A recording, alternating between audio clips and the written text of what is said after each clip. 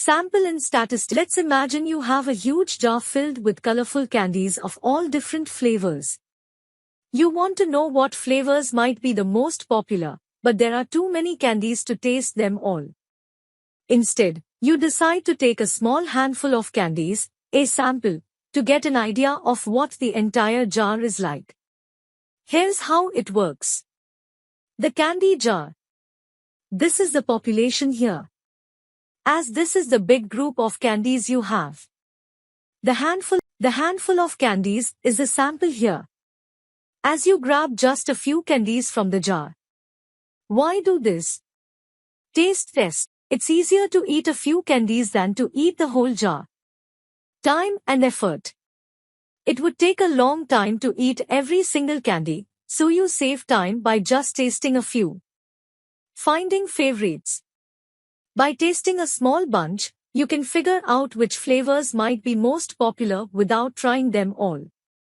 So, in statistics, a sample refers to a subset of individuals taken from a larger population. When we should consider this technique? When it is impractical or impossible to study an entire population, researchers select a sample that represents the population as closely as possible. What's the benefit of this technique? There can be many benefits of this technique depending upon use, for example. Practicality. Sometimes it's just not feasible to study every single individual in a population. For example, if you wanted to know the average height of all people in a country, it would be nearly impossible to measure every single person. Instead, you would take a sample. Cost. Sometimes gathering huge data can be very expensive. By studying a sample, you can often reduce the costs significantly. Time. Similarly, sometimes studying an entire population can be very time-consuming. While a sample study can be completed much more quickly. Uses. We can use this technique in many areas, like inferential statistics. Once data is collected from a sample, researchers can use it to draw conclusions about the larger population. Control.